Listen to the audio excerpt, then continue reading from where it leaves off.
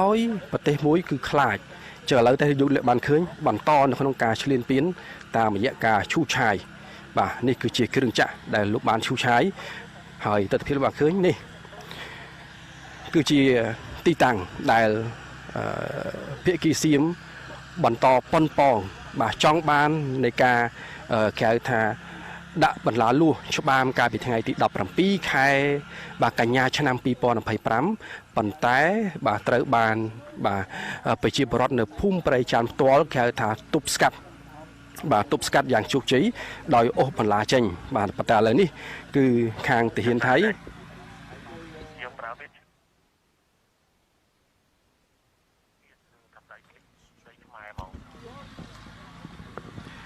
បាទចឹងយើងឃើញហើយបាទនេះគឺជាទស្សនវិជ្ជាផ្ទាល់ដែលផ្សាយចេញពីភូមិព្រៃច័ន្ទឃុំអូបៃជាន់ស្រុកអូជ្រៅខេត្តបន្ទាយមានជ័យដែលទាហានថៃបានឈ្លានពានមកលើកម្ពុជារបស់យើងហើយប្រើប្រាស់នៅប្រភេទបាទគ្រឿងចក្រឈូសឆាយទឹកដីរបស់កម្ពុជាឈូសឆាយនៅអធិបតេយ្យភាពរបស់កម្ពុជាដោយជាការអនុវត្តបាទច្បាប់របស់ប្រទេសរបស់ខ្លួនមកលើទឹកដីរបស់កម្ពុជាមកលើប្រជាពលរដ្ឋកម្ពុជាបាទចឹងបងប្អូនបានឃើញបាទនៅនេះគឺយើងបន្តអត់ធ្មត់ខ្លាំងមែនតើបាទបន្តអត់ធ្មត់ខ្លាំងមែនតើយើងមិនចង់ឲ្យមានគេហៅថាអំពើហិង្សាណាមួយកើតឡើងទេយើងគ្រាន់តែចង់ឲ្យមានការដោះស្រាយដោយបាទសន្តិវិធីតាមរយៈការយកបញ្ហានៃភូមិព្រៃច័ន្ទភូមិជោគជ័យនេះទៅដោះស្រាយនៅក្នុងកម្រិតបាទគណៈកម្មការព្រំដែនចម្រុះហៅកាត់ថា JBC ដើម្បីឲ្យគណៈកម្មការជាអ្នកបាទកំណត់ជាក់ច្បាស់មិនមែនកម្រិតទាហានមិនមែនកម្រិតរដ្ឋបាលខេត្តដែលអាចសម្រេចថាត្រង់ណាជាដីរបស់ខ្លួនត្រង់ណាជាដីរបស់ខ្លួនទេអញ្ចឹងយើងបានឃើញអំពីការឈ្លានពានរបស់បាទទាហានសៀមមកលើប្រជាពលរដ្ឋកម្ពុជាទឹកដីរបស់កម្ពុជាហើយបងប្អូនខ្ញុំបាទបញ្ជាក់ម្ដងទៀតនៅទីតាំងនៃភូមិព្រៃច័ន្ទនេះមិនមានប្រជាពលរដ្ឋរបស់យើងទេហើយមានតែកងកម្លាំងរបស់យើងដែលមិនប្រដាប់ដោយអាវុធបាទក្នុងការប្រចាំការបន្តទៀតហើយយើងចង់មើលថាតើទាហានសៀមនៅតែបន្តឈ្លានពានកន្លែងណាដែល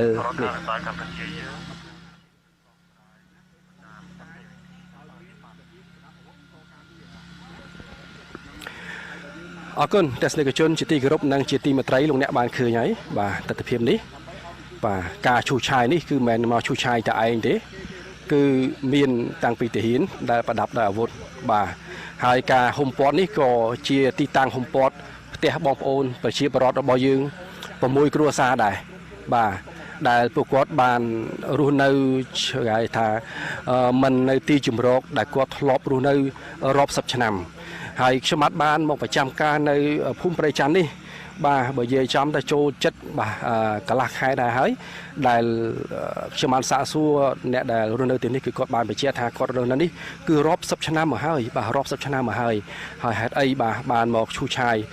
ដីរបស់គាត់ដែលជាទឹកដីរបស់គាត់នេះ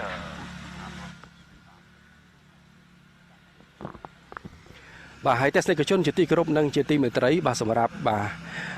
កម្ពុជារបស់យើងដូចខ្ញុំបាទបញ្ជាក់ម្ដងហើយម្ដងទៀតគឺកម្ពុជារបស់យើងគឺបន្តនៅក្នុងការដោះស្រាយតាមបែបបាទសន្តិវិធីបាទដោយយើងចង់ដោះស្រាយតាមផ្លូវច្បាប់ទាំងពីដំបូងទៅបញ្ហាព្រំដែនកម្ពុជាថៃគឺយើងចង់ដោះស្រាយទៅតាមបាទគេថាផ្លូវច្បាប់នៃតុលាការយុត្តិធម៌អន្តរជាតិហៅកាត់ថាបាទ ICJ ប៉ុន្តែភាគីថៃមិនព្រមបាទរហូតដល់មានការផ្ទុះអាវុធផ្សេងហើយឥឡូវពាក់ព័ន្ធទៅនឹងបាទបទឈប់បាញ់ក៏យើងបានស្នើឲ្យមានបទឈប់បាញ់រវាងគ្នាដើម្បីរក្សានៅសន្តិភាពប៉ុន្តែភាគីថៃនៅតែបន្តគេហៅថា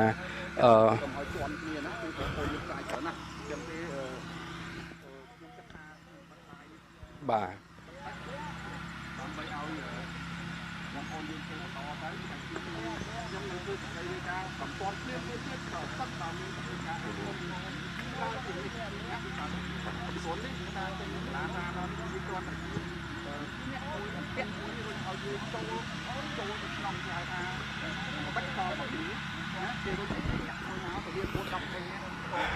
បាទទស្សនិកជនជាទីគោរពនិងជាទីមេត្រីខ្ញុំបាទនៅទីតាំងនេះ បាទខ្ញុំបញ្ជាក់ម្ដងទៀតកន្លែងដែលខ្ញុំបាទកំពុងតែឈរនេះបាទគឺជាផ្លូវដែលទាហានថៃកាលពីថ្ងៃទី17ខែកញ្ញាឆ្នាំ2025បានប៉ុនប៉ងឈ្លានពានដាក់នៅបណ្ណាលួសបាទទីតាំងនេះហើយនឹងសបកកងឡានបាទកន្លែងហ្នឹងបាទដែលលោកអ្នកបានឃើញគឺប៉ុនប៉ងឈ្លានពានប៉ុន្តែឥឡូវនេះក៏នៅតែឈ្លានពានទឹកដីកម្ពុជាដដែលអ្នកបានឃើញបាទឈូឆាយដីដែលជាអធិបតេយ្យភាពរបស់កម្ពុជាដែលជាដីស្រែដីចំការរបស់បងប្អូនប្រជាពលរដ្ឋកម្ពុជារបស់យើងបាទហើយអមដោយទាហានថៃដែលប្រដាប់ទៅដោយអាវុធទៅដោយកាំភ្លើងប៉ុន្តែបើយើងមើលមកទឹកដីកម្ពុជារបស់យើងវិញនេះគឺមានតែអ្នកសារព័ត៌មានទេដែលលោកប្រចាំការនៅទីនេះហើយចង់តាមដានឃើញពីសកម្មភាពផ្សេងហើយក៏មានបាទកងកម្លាំងរបស់យើងមួយចំនួនដែរដែលមិនប្រដាប់ដោយអាវុធបាទអញ្ចឹងនេះមានន័យថាបាទអញ្ចឹងនេះមានន័យថាយើងបន្តអនុវត្តនៅបាទគេហៅថាការដោះស្រាយដោយអហិង្សាយើងមិនចង់ឲ្យមានហិង្សាណាមួយកើតឡើងនោះទេ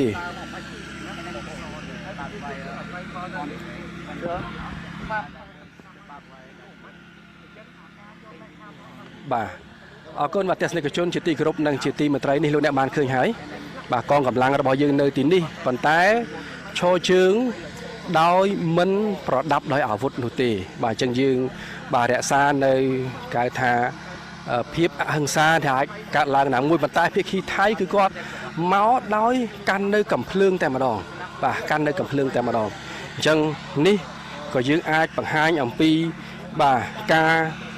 ប្រើអាវុធដើម្បីគំរាមកំហែងឬក៏ជាការគេហៅថាញុះញង់ឲ្យយើងគេហៅថាខឹងដើម្បីប្រើប្រាស់គេហៅថាការអាវុធឬក៏បាញ់អីមួយអញ្ចឹងណាអញ្ចឹងនេះគឺជាល្បិចកលមួយដ៏គេហៅថាអាក្រក់មែនទែនសម្រាប់ភាគីថៃដែលបាទដែលគេហៅថាប្រើប្រាស់នៅកលល្បិចជាច្រើនដែលធ្វើឲ្យកម្ពុជារបស់យើងមិនចង់គេថាអត់ធ្មត់បានប៉ុន្តែយ៉ាងណាក្តីកម្ពុជារបស់យើងគឺនៅតែបន្តបាទគេថាអត់ធ្មត់មែនតែនបាទទាំងបាទកម្រិតថ្នាក់ដឹកនាំទាំងកម្រិតបាទថ្នាក់យុទ្ធភូមិភាគនៅតែបន្តអត់ធ្មត់បាទដោយមិនប្រើប្រាស់នៅអាវុធដើម្បីសម្ញែងដោយប្រទេសថៃទេបាទប្រទេសថៃនៅតែបន្តសម្ញែងអាវុធបាទ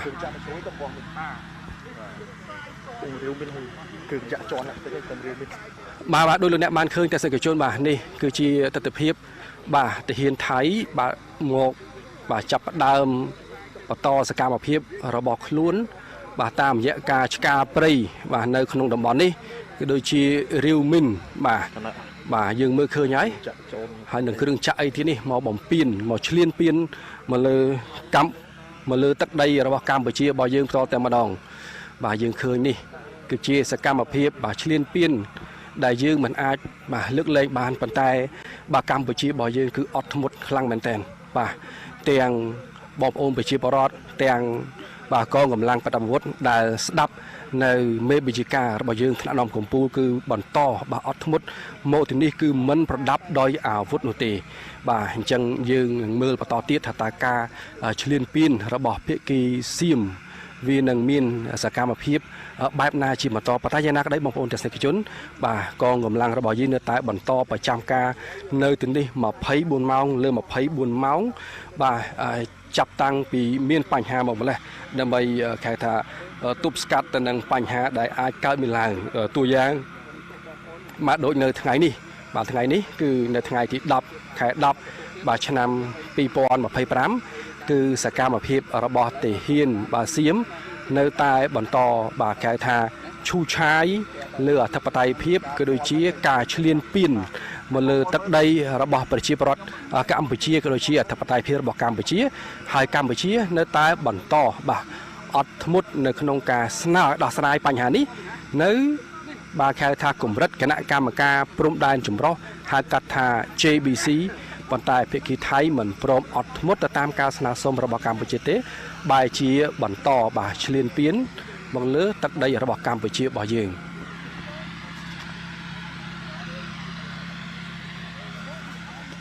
បងអាចឲ្យខាងក្រៅគាត់គឺជារូបភាពផ្សាយផ្ទាល់ចេញពីតំបន់ព្រំដែនស្ថិតនៅក្នុងភូមិព្រៃច័ន្ទបាទឃុំអូបៃជាន់ស្រុកអូជ្រៅខេត្តបន្ទាយមានជ័យលោកអ្នកបានឃើញច្បាស់ហើយអំពីសកម្មភាពឈ្លានពានដ៏គគ្រឹមរបស់កងទ័ពថៃមកលើដែនអធិបតេយ្យរបស់ព្រះរាជាណាចក្រកម្ពុជាកងទ័ពថៃនៅពេលនេះមួយក្រុមបានចាប់ផ្ដើមសកម្មភាពរបស់ខ្លួនកាលពីវេលាម៉ោងប្រមាណ 12:50 នាទីថ្ងៃទី 10 ខែតុលាឆ្នាំ 2025 នេះដោយបានបញ្ជាគ្រឿងចាក់នៅក្នុងការឈូសឆាយហើយក៏មានក្រុមកងកម្លាំងរបស់គេនោះក៏បានប្រើប្រាស់នៅក្នុងការកាប់ឆ្ការត្រួសត្រាយតាមមើលទៅដូចជាឧបករណ៍នៅក្នុងការរាវមីនជាដើមនោះដែលទាំងអស់នេះគឺជាសកម្មភាពឈ្លានពានសុទ្ធសាធហើយសូមបញ្ជាក់ជាថ្មីថាទីកន្លែងដែលកងទ័ពថៃកំពុងតែធ្វើសកម្មភាពឈ្លានពាននេះគឺស្ថិតនៅក្នុងដែនអធិបតេយ្យរបស់កម្ពុជាដែលនេះគឺជាការឈ្លានពានមកលើកម្ពុជាជាការប្រើច្បាប់ព្រៃជាការប្រើប្រាស់មួយគេហៅថាមិនយកច្បាប់អន្តរជាតិជាធំប្រើប្រាស់ច្បាប់ព្រៃដើម្បីរំលោភបំពានមកលើជាតិសាសន៍ដទៃនៅក្នុងនោះយើងឃើញថាកម្ពុជាជាជនរងគ្រោះយើងមានការអត់ធ្មត់ខ្លាំងណាស់នៅក្នុងសកម្មភាពដ៏កុក្លឿននេះទូរទស្សនិកជនយើងឃើញថាពាក់ព័ន្ធទៅនឹងសកម្មភាពក៏ដូចជាវិធានការឆ្លើយតបនានាតាមបែបរដ្ឋបាលឬក៏ការដាក់ចេញលិខិតនានាដើម្បីឆ្លើយតបកាលពីថ្ងៃទី 9 ខែតុលាឆ្នាំ 2025 កន្លងទៅកងពលតូចថ្មើរជើងលេខ 51 នៃយុទ្ធភូមិភាគទី 5 ក៏បានចេញលិខិតមួយដើម្បីផ្ញើជូនទៅមេបញ្ជាការកងកម្លាំងបូព៌ារបស់ថៃផងដែរខ្ញុំបាទសូមអនុញ្ញាតអានជូនខ្លឹមសារនៃលិខិតនោះទាំងស្រុងសូមគោរពជូនលោកឧត្តមសេនីយ៍ត្រីមេបញ្ជាការកងកម្លាំងបូព៌ាកម្មវត្ថុការឆ្លើយតបចំពោះការជូនដំណឹងស្ដីពីការដោះមីននៅតំបន់ភូមិជោគជ័យកម្ពុជាទល់មុខតំបន់ភូមិនងច័ន្ទថៃនិងតំបន់ភូមិព្រៃច័ន្ទកម្ពុជាទល់មុខតំបន់ភូមិនងយ៉ាកែវរបស់ថៃយោងលិខិតរបស់ទីបញ្ជាការកងកម្លាំងបូព៌ាលេខកហ 0481.2/602 ចុះថ្ងៃទី 8 ខែតុលាឆ្នាំ 2025 បញ្ជាការដ្ឋានកងពលតូចថ្មើរជើងលេខ 51 សូមធ្វើការឆ្លើយតបទៅនឹងលិខិតដូចដែលមានក្នុងយោងខាងលើរបស់ទីបញ្ជាការកងកម្លាំងបូព៌ាថាយោងតាមចំណុចទី 6 ក្នុងកំណត់ហេតុព្រមព្រៀងនៃកិច្ចប្រជុំពិសេសលើកទី 1 របស់គណៈកម្មាធិការព្រំដែនទូទៅ GBC កាលពីថ្ងៃទី 10 ខែកញ្ញាឆ្នាំ 2025 ការងារដោះមីនមនុស្សធម៌នៅតំបន់ព្រំដែនកម្ពុជាថៃត្រូវអនុវត្តជាជំហានដូចខាងក្រោម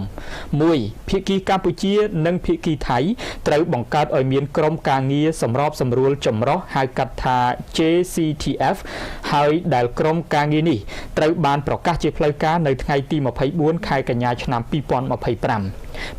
បន្ទាប់ពីមានក្រុមការងារ JCTF ភាគីទាំងពីរត្រូវពិភាក្សារៀបចំបង្កើតនិយមនីតិវិធីប្រតិបត្តិ SOP រហូតមកដល់ពេលនេះនិយមនីតិវិធីប្រតិបត្តិ SOP ត្រូវបានផ្លាស់ប្ដូរកែសម្រួលចំនួន 2 លើករួចមកហើយនៅព្រឹកថ្ងៃទី 9 ខែតុលាឆ្នាំ 2025 ក្រុមការងារ JCTF បានរៀបចំកិច្ចប្រជុំលើកទី 2 តាមប្រព័ន្ធ VTC ដើម្បីពិភាក្សាកែសម្រួលលើនិយមនីតិវិធីប្រតិបត្តិ SOP ដោយទទួលបានលទ្ធផលផ្លែផ្កាជាវិជ្ជមានគួរឲ្យកត់សម្គាល់ចំណែកចំណុចដែលនៅសេសសល់មួយចំនួនទៀតភាគីទាំងពីរឯកភាពនិងបន្តពិភាក្សាគ្នាបន្ថែមទៀតដើម្បីឈានទៅដល់ការសម្រេចនិយមនីតិវិធីប្រតិបត្តិ SOP 3. ក្រោយពីមាននិយមនីតិវិធីប្រតិបត្តិ SOP ក្រុមការងារ JCTF នឹងបន្តពិភាក្សាដើម្បីឈានទៅដល់ការព្រមព្រៀងលើការកំណត់តំបន់អាទិភាពនិងទីតាំងសាកល្បងសម្រាប់ការដោះមីនមនុស្សធម៌ការជូនដំណឹងស្ដីពីការដោះមីននៅតំបន់ភូមិជោគជ័យកម្ពុជាទល់មុខតំបន់ភូមិនងច័ន្ទថៃនិងតំបន់ភូមិព្រៃច័ន្ទកម្ពុជាទល់មុខតំបន់ភូមិនងយ៉ាកែវថៃដែលក្រុងធ្វើនៅថ្ងៃទី 10 ខែតុលាឆ្នាំ 2025 នេះដោយទីបញ្ជាការកងកម្លាំងបូព៌ាធ្វើឡើងមិនស្របនឹងស្មារតីដែលបានសម្រេចនៅក្នុងកិច្ចប្រជុំពិសេសលើកទី 1 នៃគណៈកម្មាធិការព្រំដែនទូទៅ GBC ដូចនេះ បញ្ជាការដ្ឋានកងពលតូចថ្មើរជើងលេខ51ស្នើឲ្យទីបញ្ជាការកងកម្លាំងបូព៌ាផ្អាកសកម្មភាពដោយដែលមានចែងក្នុងលិខិតជូនដំណឹងខាងលើដោយគោរពតាមស្មារតីនៃការព្រមព្រៀងគ្នាក្នុងកិច្ចប្រជុំពិសេសលើកទី1របស់គណៈកម្មាធិការព្រំដែនទូត GBC កាលពីថ្ងៃទី10ខែកញ្ញាឆ្នាំ2025ហើយរងចាំការសម្រេចពីថ្នាក់លើនិងតាមបែបបទនីតិវិធីដែលត្រូវបានកំណត់ដោយនិយាមនីតិវិធីប្រតិបត្តិ SOP របស់ក្រុមការងារ JCTF បញ្ជាការដ្ឋានកងពលតូចថ្មើរជើងលេខ51សង្ឃឹមយ៉ាងមុតមមថាទីបញ្ជាការកងកម្លាំងបូព៌ាទទួលបានការឆ្លើយតបនេះនិងផ្ដល់កិច្ចសហការបានល្អនេះគឺជាលិខិតឆ្លើយតបរបស់កងពលតូចថ្មើរជើងលេខ51ដែលបានផ្ញើទៅកាន់បញ្ជាការដ្ឋាននៃកងកម្លាំងបូព៌ារបស់ថៃដែលគេបានផ្ញើលិខិតមកដើម្បីបង្ហាញថាគេមានគម្រោងនៅក្នុងការធ្វើសកម្មភាពឈូសឆាយក៏ដូចជាការដោះមីននៅលើដែនអធិបតេយ្យរបស់កម្ពុជាហើយកម្ពុជាក៏បានឆ្លើយតបទៅវិញដែលមានខ្លឹមសារដូចពីខាងដើមដែលខ្ញុំបានជម្រាបជូនហើយជាក់ស្ដែងទោះបីជាកម្ពុជាបានឆ្លើយតបក៏ដូចជាបង្ហាញនៅការ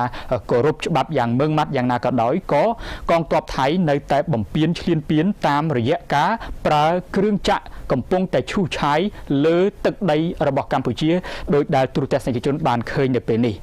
ដែលសកម្មភាពទាំងអស់នេះវាផ្ទុយពីកម្ពុជាផ្ទុយពីច្បាប់អន្តរជាតិផ្ទុយពីអ្វីដែលបានព្រមព្រៀងគ្នានៅក្នុងកិច្ចប្រជុំពិសេសរួមទាំងកិច្ចប្រជុំ GBC ជាដើមជាពិសេសគឺផ្ទុយពីអ្វីដែលបានព្រមព្រៀងគ្នានៅក្នុងបទឈប់បាញ់ដែលបានចូលជាធរមានកាលពីពេលកន្លងទៅជាពិសេសនោះគឺផ្ទុយពីការបដិញ្ញាចិត្តរបស់រាជរដ្ឋាភិបាលកម្ពុជាដែលក្នុងនោះយើងឃើញថារាជរដ្ឋាភិបាលកម្ពុជានៅតែបន្តរក្សាជំហរដោះស្រាយបញ្ហាព្រំដែនដោយសន្តិវិធីដោយឈលលើយន្តការបច្ចេកទេសនិងច្បាប់អន្តរជាតិហើយចាត់ទុកថាការប្រើប្រាស់កម្លាំងយោធាមិនអាចដោះស្រាយបញ្ហាព្រំដែនបានឡើយនៅក្នុងនោះដែរយើងឃើញថាក្នុងនាមជាប្រទេសដែលស្រឡាញ់សន្តិភាពមិនចង់បាននឹងចង់បានព្រំដែនមិត្តភាពកិច្ចសហប្រតិបត្តិការនិងការអភិវឌ្ឍជាមួយប្រទេសជិតខាងរាជរដ្ឋាភិបាលកម្ពុជាតែងតែប្រកាន់ខ្ជាប់នៅគោលការណ៍មិនឈ្លានពានទឹកដីប្រទេសជិតខាងសូម្បីតែ1មីលីម៉ែត្រឡើយនិងរក្សាសិទ្ធិត្រឹមតែការការពារអធិបតេយ្យភាពនិងបូរណភាពទឹកដីរបស់ខ្លួនស្របតាមច្បាប់អន្តរជាតិតែប៉ុណ្ណោះបាទនេះគឺជាការបដិញ្ញាចិត្តយ៉ាងមុតមមរបស់រាជរដ្ឋាភិបាលកម្ពុជារបស់យើងដើម្បីធ្វើយ៉ាងណាកសាងព្រំដែនជាមួយនឹងប្រទេសជិតខាងឲ្យទៅជាព្រំដែនសន្តិភាពមិត្តភាពសហប្រតិបត្តិការនិងការអភិវឌ្ឍក៏ប៉ុន្តែខាងភាគីថៃដែលជាប្រទេសអ្នកមានប្រទេសស៊ីវិល័យមួយនៅក្នុងតំបន់អាស៊ានរបស់យើងនេះជាប្រទេសដែលគេស្គាល់ថាជាប្រទេសដែលមានខឿនសេដ្ឋកិច្ចជាប្រទេសដែលមានអរិយធម៌មួយខ្ពង់ខ្ពស់ប្រជាជនមានចំណូលខ្ពស់មានចំណេះចេះដឹងជ្រៅជ្រះក៏ប៉ុន្តែកងទ័ពរបស់ខ្លួនកំពុងតែប្រើច្បាប់ព្រៃហើយការអនុវត្តច្បាប់នេះទៀតសោតមិនត្រឹមតែអនុវត្តនៅលើទឹកដីដែនអធិបតេយ្យរបស់ខ្លួនទេយកច្បាប់របស់ខ្លួនឯងរបស់ថៃមកអនុវត្តនៅលើដែនអធិបតេយ្យរបស់កម្ពុជាមកអនុវត្តមកលើប្រជាពលរដ្ឋស្លូតត្រង់របស់កម្ពុជាដែលពួកគាត់មានសិទ្ធិស្របច្បាប់ប្រើប្រាស់ដីតាំងពីយូរយារណាស់មកហើយកំពុងតែរស់នៅជាអចិន្ត្រៃយ៍នៅលើដីស្របច្បាប់របស់ខ្លួនចាជាការប្រកាសលោកចន្ទធីជាការរយៈពេលជាង2ខែមកហើយដែលប្រជាពលរដ្ឋកម្ពុជានៅក្នុងភូមិព្រៃច័ន្ទនេះដែលត្រូវបានចាស់កងទ័ពថៃឈ្លានពានធ្វើការរៀបបន្លាលួសក៏ដូចជាព្យាយាមក៏ឃ្លឿនបំពាននៅច្បាប់អន្តរជាតិដោយប្រើប្រាស់នៅច្បាប់របស់ខ្លួនមកលើដែនអធិបតេយ្យនៃព្រះរាជាណាចក្រកម្ពុជាមកលើប្រជាជនដ៏ស្លូតត្រង់នៃព្រះរាជាណាចក្រកម្ពុជាហើយបើយើងចាផ្សារភ្ជាប់ទៅនឹងលិខិតរបស់គណៈកម្មាធិការសិទ្ធិមនុស្សកម្ពុជាដែលបានផ្ញើជូនលោកចាបាឡាគ្រីស្ណានរាជាអង្គរប៉ាល់អ្នករាយការណ៍ពិសេសទទួលបន្ទុកសិទ្ធិលំនៅឋានសំរុំការិយាល័យឧត្តមស្នងការអង្គការសហប្រជាជាតិទទួលបន្ទុកសិទ្ធិមនុស្សគឺនៅក្នុងនោះលិខិតនេះគឺបានសរសេរថាចាកម្មវត្ថុការបន្តតាមដានទៅលើគម្រាមកំហែងដែលបន្តកើតមានលើសិទ្ធិទទួលបានលំនៅឋានសំរុំរបស់ប្រជាពលរដ្ឋកម្ពុជានៅតាមព្រំដែនកម្ពុជាថៃលោកបាឡាគ្រីស្ណានរាជាអង្គរប៉ាល់ជាទីរាប់អានគណៈកម្មាធិការសិទ្ធិមនុស្សកម្ពុជាហៅកាត់ថាកសមកសូមគោរពគូសបញ្ជាក់ថាជាថ្មីចំពោះញត្តិបន្ទាន់របស់កសមកចុះថ្ងៃទី15ខែសីហាឆ្នាំ2025ពាក់ព័ន្ធទៅនឹងសកម្មភាពរបស់កងទ័ពថៃដែលរំលោភបំពានទឹកដីកម្ពុជាដោយបានរាយបន្លាលួស រៀបរៀងមិនឲ្យប្រជាជនកម្ពុជាចូលទៅកាន់ផ្ទះសម្បែងនិងដីស្រែចម្ការរបស់ពួកគាត់បាននិងបានគំរាមកំហែងដល់សិទ្ធិនិងសុវត្ថិភាពរបស់ប្រជាជនកម្ពុជាដែលកំពុងរស់នៅតាមបណ្ដោយព្រំដែននោះទោះបីជាមានកិច្ចព្រមព្រៀងស្ដីពីបទឈប់បាញ់ចុះថ្ងៃទី28ខែកក្កដាឆ្នាំ2025និងគោលការណ៍ព្រមព្រៀងទាំង13ចំណុចនៃកិច្ចប្រជុំវិសាមញ្ញរបស់គណៈកម្មាធិការកិច្ចការព្រំដែនទូទៅ GBC ចុះថ្ងៃទី7ខែសីហាឆ្នាំ2025ក៏ដោយកសមកមានការព្រួយបារម្ភយ៉ាងខ្លាំងដោយបានទទួលរបាយការណ៍គួរឲ្យទុកចិត្តបានថាកងទ័ពថៃមានគម្រោងប្រើប្រាស់ច្បាប់អាញាសឹកដើម្បីបណ្ដេញប្រជាជនកម្ពុជាចេញដោយបង្ខំពីផ្ទះសម្បែងនិងដីស្រែចម្ការរបស់ពួកគាត់ដែលស្ថិតក្នុងដែនដីកម្ពុជាប្រជាជនកម្ពុជាត្រូវបានបណ្ដេញចេញដោយបង្ខំរួចហើយនិងអ្នកដែលកំពុងរងការគំរាមកំហែងពីការបណ្ដេញចេញដោយបង្ខំកំពុងទទួលរងនឹងការឈឺចាប់និងទុក្ខលំបាកជាទម្ងន់គ្រួសារទាំងនោះបានរស់នៅលើទីតាំងនេះជាច្រើនចំនួនមកហើយដោយមិនត្រឹមតែបានកសាងជាផ្ទះសម្បែងប៉ុណ្ណោះទេប៉ុន្តែជាសហគមន៍ជាកន្លែងប្រកបរបរចិញ្ចឹមជីវិតនិងអត្តសញ្ញាណវប្បធម៌ក៏បានចាក់ឫសគល់យ៉ាងជ្រៅនៅកន្លែងនោះហើយការបាត់បង់ផ្ទះសម្បែងគឺបានន័យថាបាត់បង់ទីជម្រកសុវត្ថិភាពសន្តិសុខនិងការទទួលបានសេវាជាមូលដ្ឋានផ្សេងៗដែលជាមូលហេតុបង្កឲ្យមានភាពគ្មានផ្ទះសម្បែងជ្រកកោនភាពក្រីក្រនិងអស្ថិរភាពសង្គមកុមារត្រូវបានបង្ខំឲ្យបោះបង់ចោលការសិក្សាមនុស្សចាស់ត្រូវប្រឈមទៅនឹងបញ្ហាសុខភាពកាន់តែធ្ងន់ធ្ងរស្ត្រីនិងក្រុមជនងាយរងគ្រោះដទៃទៀតនោះត្រូវស្ថិតក្នុងហានិភ័យកាន់តែខ្លាំងផលប៉ះពាល់ផ្នែកផ្លូវចិត្តដោយសារការរស់នៅក្រោមភាពមិនប្រកបប្រជាការគំរាមកំហែងនិងការភ័យខ្លាចពីការបាត់បង់ផ្ទះសម្បែងរបស់ខ្លួនបានធ្វើឲ្យទុក្ខលំបាកពួកគាត់កាន់តែធ្ងន់ធ្ងរឡើងពីមួយថ្ងៃទៅមួយថ្ងៃហើយនៅក្នុងនោះដែរយើងឃើញថាក្នុងន័យនេះគឺកសមកសូមធ្វើការស្នើសុំអ្នករាយការណ៍ពិសេសទទួលបន្ទុកសិទ្ធិមានលំនៅឋានសមរម្យដែលមានអាណត្តិនៅក្នុងការលើកកម្ពស់និងពិនិត្យតាមដានសិទ្ធិមនុស្សក្នុងការទទួលបានលំនៅឋានសមរម្យទំនាក់ទំនងជាបន្ទាន់ជាមួយនឹងរាជរដ្ឋាភិបាលប្រទេសថៃដើម្បីធានាដល់ការគោរពសិទ្ធិទទួលបានលំនៅឋានសមរម្យរបស់ប្រជាជនកម្ពុជាដែលបានរងផលប៉ះពាល់ការបង្កការរំលោភបំពានណាមួយផ្សេងទៀតនិងសម្របសម្រួលឲ្យមានវិធានការដោះស្រាយសមរម្យស្របតាមច្បាប់សិទ្ធិមនុស្សអន្តរជាតិកសមកមានការខកចិត្តយ៉ាងខ្លាំងដែលអ្នករាយការណ៍ពិសេសមិនបានឆ្លើយតបនឹងញត្តិបន្ទាន់របស់កសមកហើយការបន្តភាពស្ងៀមស្ងាត់បែបនេះអាចនឹងធ្វើឲ្យប៉ះពាល់ដល់ទំនុកចិត្តលើយន្តការសិទ្ធិមនុស្សរបស់អង្គការសហប្រជាជាតិនិងប្រសិទ្ធភាពនៃយន្តការនីតិវិធីពិសេសនៅក្នុងពេលសហគមន៍ត្រូវប្រឈមមុខទៅនឹងការបណ្ដេញចេញដោយបង្ខំការចូលរួមរបស់អ្នកទទួលបានអាណត្តិនៃនីតិវិធីពិសេសនេះក្នុងការតស៊ូមតិជាសាធារណៈទាន់ពេលវេលាពិតជាមានសារៈសំខាន់ណាស់ដើម្បីទប់ស្កាត់ការខូចខាតដែលមិនអាចស្ដារឡើងវិញបានកសមកសូមបញ្ជាក់ឡើងវិញនៅការបដិញ្ញាចិត្តរបស់ខ្លួនក្នុងកិច្ចសហការបែបស្ថាបនាជាមួយនឹងរាល់យន្តការសិទ្ធិមនុស្សទាំងអស់របស់អង្គការសហប្រជាជាតិយើងយកចិត្តទុកដាក់ខ្ពស់ទៅលើសារៈសំខាន់នៃសកម្មភាពដែលមានលក្ខណៈសកម្មនិងឆ្លើយតបរបស់អ្នកទទួលបានអាណត្តិនេះជាពិសេសអ្នករាយការណ៍ពិសេសទទួលបន្ទុកសិទ្ធិមានការរស់នៅលំនៅឋានសមរម្យនៅក្នុងការដោះស្រាយបញ្ហាសិទ្ធិមូលដ្ឋានរបស់សហគមន៍ដែលងាយរងគ្រោះសុចរិតភាពនៃប្រព័ន្ធសិទ្ធិមនុស្សគឺអាស្រ័យទៅលើការផ្ដល់នូវកិច្ចអន្តរាគមន៍ភ្លាមមិនលំអៀងនិងប្រកបទៅដោយប្រសិទ្ធភាពអាស្រ័យហេតុនេះក៏សូមជំរុញឲ្យអ្នករាយការណ៍ពិសេសដោះស្រាយបញ្ហានេះជាបន្ទាន់និងគ្រប់គ្រងដល់សំណាក់របស់កម្ពុជាដែលស្នើឲ្យមានការទទួលខុសត្រូវចំពោះការរំលោភបំពានទាំងនេះក៏សូមមានក្តីរំពឹងលើការចូលរួមរបស់អ្នករាយការណ៍ពិសេសក្នុងការប្រកាន់ភ្ជាប់នៅគោលការណ៍សិទ្ធិមនុស្សច្បាប់មនុស្សធម៌អន្តរជាតិនិងយុត្តិធម៌សម្រាប់ជនរងគ្រោះនៃអំពើខុសច្បាប់បែបនេះចា៎យើងឃើញថាសកម្មភាពទាំងអស់នេះដែលកងទ័ពថៃកំពុងតែប្រើប្រាស់គ្រឿងចាក់ឈ្លានពានលើទឹកដីរបស់កម្ពុជារបស់យើងនៅពេលនេះប្រមាណជាង30នាទីហើយគឺឥតមានថមថយនៅឡើយទេគឺពួកគេកំពុងតែបង្ហាញសកម្មភាពយ៉ាងកក្លឿនតាមរយៈការឈូសឆាយដែលសកម្មភាពនេះជាការឈ្លានពានសុទ្ធសាធយើងជួបលោកចំណានដែលនៅទីនោះនឹងធ្វើសេចក្តីរាយការណ៍ផ្ទាល់ជាបន្តទៀតបាទ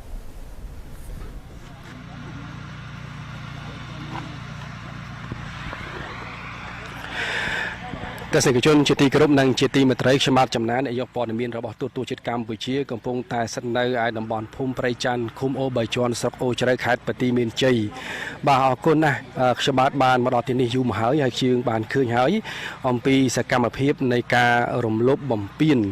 របស់ទាហានសៀមមកលើទឹកដីកម្ពុជាជាពិសេសគឺការឈ្លានពានមកលើអធិបតេយ្យភាពក៏ដូចជាទឹកដីទ្រព្យសម្បត្តិរបស់បងប្អូនប្រជាពលរដ្ឋខ្មែរយើងបាននឹងហើយនៅក្នុងបាទខេត្តបន្ទាយមានជ័យនេះទាំងតំបន់ព្រៃច័ន្ទទាំងនៅភូមិជោគជ័យគឺទាហានបាទសៀមបានហ៊ុំព័ទ្ធបលាលួសបាទប្រៀបដូចជាប្លន់យកទ្រព្យសម្បត្តិរបស់បងប្អូនប្រជាពលរដ្ឋខ្មែរនៅភូមិជោគជ័យ6គ្រួសារនៅភូមិព្រៃច័ន្ទ6គ្រួសារដែលការប្លន់ឈ្លានពានយកទ្រព្យសម្បត្តិនេះគឺអស់រយៈពេលបាទជាច្រើនខែមកហើយអញ្ចឹងបងប្អូនប្រជាពលរដ្ឋខ្មែរដែលគាត់ជាម្ចាស់កម្មសិទ្ធិម្ចាស់ផ្ទះម្ចាស់ទឹកដីគឺគាត់បាទត្រូវរងទុក្ខវេទនារស់នៅដោយគ្មានជំរកបាទរស់នៅដោយក្រោមដំបូលតង់បាទរងហាលថ្ងៃហាលភ្លៀងដែលបង្ហាញពីទុក្ខលំបាកខ្លាំងមែនទែននេះគឺជាការរំលោភបំពានទៅលើគេហៅថាសិទ្ធិមនុស្សគឺសិទ្ធិនៅក្នុងការរស់នៅរបស់គេហៅថាមនុស្សនៅលើសកលលោកអញ្ចឹងនេះគឺជាអ្វីដែលបាទទាហានថៃបានឈ្លានពានបំពានមកលើសិទ្ធិមនុស្សរបស់ប្រជាពលរដ្ឋកម្ពុជារបស់យើងអញ្ចឹងយើងបានឃើញម្ដងហើយម្ដងទៀតថៃនៅតែបំពានថៃនៅតែរំលោភថៃនៅតែបន្តឈ្លានពានមកលើទឹកដីកម្ពុជារំលោភបំពានទៅនឹងកិច្ចព្រមព្រៀងជាពិសេសបាទរំលោភបំពានបាទគេថាកិច្ចព្រមព្រៀងបាទកិច្ចប្រជុំពិសេសស្ដីពីការអនុវត្តស្មារតីបទឈប់បាញ់ដែលបានធ្វើនៅប្រទេសម៉ាឡេស៊ីក៏ដូចជាបាទកិច្ចប្រជុំបាទGBC ក៏ដូចជាកិច្ចប្រជុំ GBC ពិសេសក៏បានចែងឲ្យបាទគេថាប្រទេសទាំងពីរអត់ធ្មត់នៅក្នុងការដោះស្រាយដោយសន្តិវិធីហើយគេថារដ្ឋបាលខេត្តបន្ទាយមានជ័យរបស់យើងក៏បានដាក់ស្នើម្ដងហើយម្ដងទៀតក្នុងការយកបញ្ហាតំបន់ព្រៃច័ន្ទក៏ដូចជាតំបន់ភូមិជោគជ័យនេះគឺទៅដោះស្រាយដោយសន្តិវិធីនៅក្នុងកម្រិតគណៈកម្មការព្រំដែនចម្រុះហៅកាត់ថា JBC បាទអញ្ចឹងកម្ពុជារបស់យើងចង់ឲ្យមានការដោះស្រាយបញ្ហាព្រំដែនទាំងអស់នេះបាទដោយសន្តិវិធីបាទមិនចង់ឲ្យមានបញ្ហាណាមួយកើតឡើងទេអញ្ចឹងនៅក្នុងការដោះស្រាយដោយបញ្ហាដោយសន្តិវិធីនេះគឺយើងមានយន្តការស្រាប់នៅក្នុង MOU បាទឆ្នាំ2000ក៏ដូចជាឆ្នាំ2001ដែលមានបាទខែតាការបញ្ចូលពាក់ព័ន្ធទៅនឹងព្រំដែននេះអញ្ចឹងយើងបានស្នើឲ្យការដោះស្រាយដោយសន្តិវិធីម្ដងហើយម្ដងទៀតទាំងកម្រិតថ្នាក់រដ្ឋបាលខេត្តបន្ទាយមានជ័យទាំងកម្រិតបាទថ្នាក់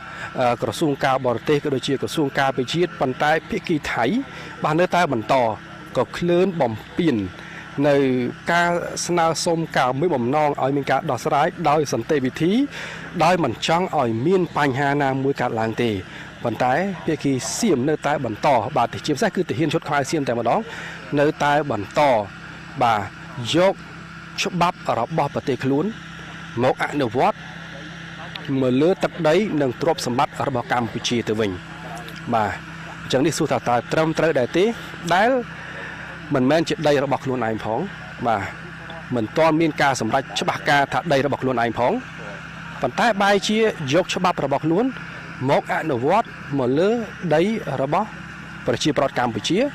ដែលធ្វើប្រកបបាត់បង់ផ្ទះសម្បែងបាទបាត់បង់ជំរកបាត់បង់ដីស្រែដែលគាត់ធ្លាប់បានធ្វើអញ្ចឹងសួរថាតើគាត់រស់នៅដោយលំបាកកម្រិតណាបាទអញ្ចឹងនេះគឺជាការរំលោភបំពានបាទជាក់ស្ដែងនៅថ្ងៃទី10ខែតុលាឆ្នាំ2025របស់បាទភាគីសៀមបាទភាគីថៃដែលកំពុងតែរំលោភបំពានដោយការឈូសឆាយដីដែលនៅខាងមុខរបស់យើងនេះបាទនេះគឺជាទឹកដីអធិបតេយ្យភាពរបស់កម្ពុជាដែលបងប្អូនប្រជាពលរដ្ឋរបស់យើងលោកបានអាស្រ័យផលលោកបានលុះនៅទីនេះជាយូរមកហើយបាទហើយការរស់នៅរបស់ពួកគាត់គឺប្រកបដោយសុខដុមរមនាប៉ុន្តែស្រាប់តែជាទាហានថៃបានមកបាទហុំព័ទ្ធធ្វើឲ្យពួកគាត់រងទុក្ខលំបាកបាទរស់នៅហាលខ្យល់ហាលភ្លៀងបាទរស់នៅដោយគ្មានការថាលទ្ធភាពនៃការរកចំណូលបានបាទរស់នៅដោយសម្លឹងឃើញថាតើ បាទផ្ទះរបស់គាត់នឹងទៅជាយ៉ាងណាបាទឥឡូវនេះយើងមើលឃើញការថាបំពេញការរំលោភបំពានរបស់ភាគីថៃមកលើទឹកដីរបស់កម្ពុជាក៏ដូចជាអធិបតេយ្យភាពរបស់កម្ពុជានិងទ្រព្យសម្បត្តិរបស់បងប្អូនប្រជាពលរដ្ឋខ្មែរអញ្ចឹងសង្ឃឹមថាតាមរយៈការផ្សាយផ្ទាល់នេះគឺ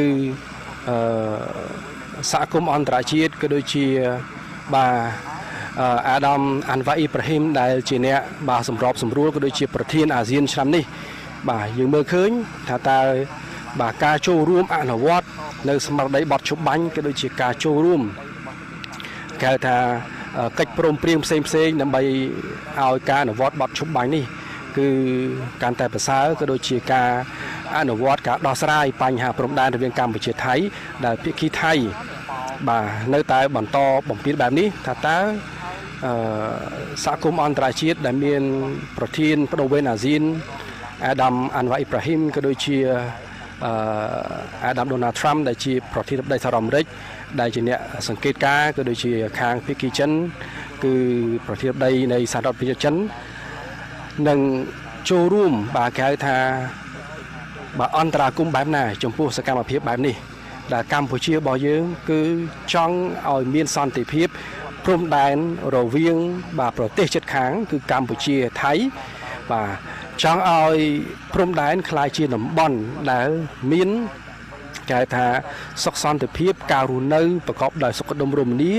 មានការដោះដូរអាជីវកម្មអភិវឌ្ឍប្រកបដោយនិរន្តរភាពតែបែរជាបាទគេថាភាគីថៃនៅតែបន្តបំពេញឈ្លានពានមកលើទឹកដីកម្ពុជាដោយបាទអះអាងដោយឯកតោភាគីថានេះគឺជាទឹកដីរបស់ខ្លួនទៅវិញបាទអញ្ចឹងដូចច្បាប់បានបញ្ជាក់ហើយបញ្ជាក់ទៀតគឺភាគីថៃនៅតែបន្តអនុវត្តច្បាប់របស់ប្រទេសខ្លួនមកលើគេហៅថាទឹកដីនិងទ្រព្យសម្បត្តិរបស់ប្រជាពលរដ្ឋកម្ពុជាហើយដូចដែលលោកអ្នកបានធ្លាប់ឮព័ត៌មានលើមុនហើយគឺរដ្ឋបាលខេត្តស្រះកែវរបស់ថៃបាទថែមទាំងគេហៅថាគម្រាមទៀតបាទគម្រាមប្រជាពលរដ្ឋកម្ពុជាទៀតថាបើសិនជាមិនព្រមរុះរើឬក៏មិនព្រមចាក់ចេញទេនឹងថាគេថាទទួលរងនៅការអនុវត្តច្បាប់មានការជាប់តបទោសក៏ដូចជាការគេថារងនៅគេថាដាក់ប្រាក់ពិន័យឲ្យទៀតបាទអញ្ចឹងនេះគឺទៅជាយកបាទច្បាប់របស់ប្រទេសខ្លួនមកអនុវត្តមកលើទឹកដីរបស់កម្ពុជាមកលើប្រជាពលរដ្ឋកម្ពុជាហើយជាពិសេសបាទការដែលបាទហុំព័ទ្ធនៅបន្លាលួសដែលបាទហុំព័ទ្ធរយៈពេលជាង2ខែបាទខ្ញុំចាំមិនខុសបាទក៏ដូចជាបាទការហុំព័ទ្ធទាំងនៅក្នុងភូមិព្រៃច័ន្ទទាំងនៅភូមិជោគជ័យគឺបានធ្វើឲ្យប្រជាពលរដ្ឋដល់ទៅ12គ្រួសារបាទมันអាចរស់នៅក្នុងផ្ទះសម្បែងរបស់ខ្លួនបានបាទហើយរស់នៅរងហាលខ្យល់ហាលភ្លៀងរស់នៅដោយលំបាកហើយมันអាចបាទប្រកបគេថាមុខរបររបស់ខ្លួនបានដោយសារតែផ្ទះសម្បែងរបស់ខ្លួនត្រូវបានភាគីតាហ៊ានសៀមបាទប្លន់យកដោយការហុំព័ទ្ធឈ្លានពានយកហើយដីស្រែរបស់គាត់ក៏ពួកគាត់ត្រូវបានបាទតាហ៊ានថៃគឺត្រូវបានយកផងដែរអញ្ចឹងនេះមិនមែនជាគេហៅថាសកម្មភាពដែលស្របច្បាប់ទេបងប្អូនទស្សនិកជននេះគឺជាការឈ្លានពានសុទ្ធសាធដែលបាទការយកបាទគេហៅថាត្រាក់ទ័រមកឈូសដីនេះមិនមែនជាការមកវាស់កំណត់ព្រំដែនបាទកម្ពុជាថៃទេបាទដូចដែលលិខិតដែលខាងកម្ពុជាបានស្នើសុំទៅកាន់រដ្ឋបាលខេត្តស្រះកែវក្នុងការអនុវត្តជាមួយគ្នានោះគឺបញ្ហាខណ្ឌសីមាព្រំដែនគឺជាកាតព្វកិច្ចនិងជាសិទ្ធិរបស់បាទគណៈកម្មការព្រំដែនចម្រុះ JBC ដែលមានខាងកម្ពុជានិងខាងថៃដែលជាការដោះស្រាយកម្រិតខ្ពស់អញ្ចឹងត្រូវឲ្យការដោះស្រាយនេះបាទឲ្យមានឲ្យ JBC ដោះស្រាយសិនមិនមែនជាបាទឆន្ទៈនុសិទ្ធិរបស់ត្រឹមទាហានសៀមថានេះគឺជាដីរបស់ខ្លួនហើយការឈូសឆាយនេះគឺជាដីរបស់ខ្លួនទេដែលនេះគឺជាការបង្ហាញអំពីការឈ្លានពានមកលើទឹកដីកម្ពុជាយ៉ាងសុទ្ធសាធហើយការឈ្លានពាននេះគឺម្ដងហើយម្ដងទៀតម្ដងហើយម្ដងទៀតដែលយើងបានឃើញទាំងពីសកម្មភាពនៃការដាក់បន្លាលួសទាំងសកម្មភាពនៃការឈូសឆាយទាំងសកម្មភាពនៃការបំផ្លាញបាទទ្រព្យសម្បត្តិរបស់កម្ពុជានានា គឺជាសកម្មភាពដែលបំពេញម្ដងហើយម្ដងទៀតរំលោភបំពេញម្ដងហើយម្ដងទៀតមកលើទឹកដីកម្ពុជាប៉ុន្តែកម្ពុជានៅតែបើអត់ធ្មត់ចង់ដោះស្រាយបញ្ហាទាំងអស់នេះគឺដោយសន្តិវិធីបាទសន្តិវិធីយើងមិនចង់ឲ្យមានបញ្ហាហិង្សាណាមួយកើតឡើងនោះទេប៉ុន្តែយើងក៏មានការប្រុងប្រយ័ត្នការពារបាននឹងប្រចាំការ24ម៉ោងឬ24ម៉ោងដើម្បីឆ្លើយតបទៅនឹងបញ្ហានេះបាទនេះគឺជាអ្វីដែលខ្ញុំបាទធ្វើសេចក្តីរាយការណ៍ផ្ទាល់ឲ្យអ្នកបានឃើញអំពីសកម្មភាពនៃការឈ្លានពានរបស់បាទភាគីទាហានសៀមមកលើទឹកដីអធិបតេយ្យភាពរបស់កម្ពុជាតាមរយៈសកម្មភាពនៃការរំលោភបំពានឈូសឆាយតែសកម្មភាពនៃការកាប់ឆ្ការនិងវាស់វែងអីផ្សេងដែលនេះមិនមែនជាការកំណត់នៅព្រំដែនខណ្ឌសីមារវាងប្រទេសនិងប្រទេសនោះទេវាគ្រាន់បាទការវាស់ខ្ញុំបានបញ្ជាក់ថាការខណ្ឌសីមាព្រំដែននេះគឺតតែកម្រិតបាទគណៈកម្មការព្រំដែនចម្រុះ JBC ទើបអាចធ្វើបានអញ្ចឹងបងប្អូនបាទគុំមានការព្រួយបារម្ភតែគាត់យើងចង់បញ្ជាក់ថានេះគឺជាការឈ្លានពានរបស់ទាហានថៃដែលកំពុងតែធ្វើនៅចំពោះមុខអ្នកសារព័ត៌មានរបស់កម្ពុជានៅក្នុងភូមិព្រៃច័ន្ទនេះ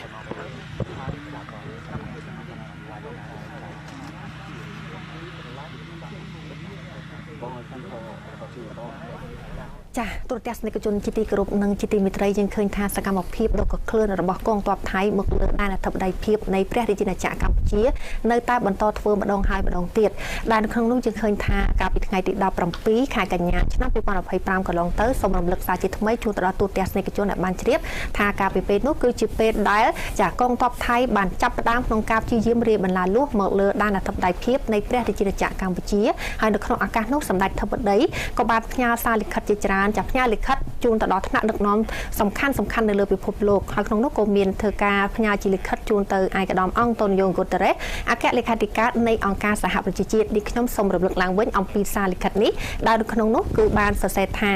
ឯកឧត្តមជាទីរាប់អានខ្ញុំមានកិត្តិយសសូមជម្រាបជូនឯកឧត្តមជ្រាបអំពីលិខិតរបស់ខ្ញុំនៅថ្ងៃនេះជូនចំពោះឯកឧត្តមអានវ៉ាអ៊ីប្រាហ៊ីមនាយករដ្ឋមន្ត្រីម៉ាឡេស៊ីនិងជាប្រធានអាស៊ាននៅក្នុងបំណងទាញការចាប់អារម្មណ៍ចំពោះស្ថានភាពថ្មីនៅតាមព្រំដែនកម្ពុជាថៃដែលបានបង្កការគំរាមកំហែងធ្ងន់ធ្ងរដល់សន្តិភាពនិងស្ថិរភាពមិនត្រឹមតែសម្រាប់ប្រជាជាតិទាំងពីរប៉ុណ្ណោះទេថែមទាំងប៉ះពាល់ដល់តំបន់ទាំងមូលផងដែរបទឈប់បាញ់ដែលបានព្រមព្រៀងគ្នាកាលពីថ្ងៃទី28ខែកក្កដាឆ្នាំ2025នៅទីក្រុងពូត្រាចាយាបានបញ្ឈប់ការប្រយុទ្ធគ្នាទ្រង់ទ្រាយធំដែលបានផ្ទុះឡើងកាលពីថ្ងៃទី24ខែកក្កដាក្នុងខេត្តព្រះវិហារនិងខេត្តឧត្តរមានជ័យស្ថិតនៅភាគខាងជើងនៃប្រទេសកម្ពុជា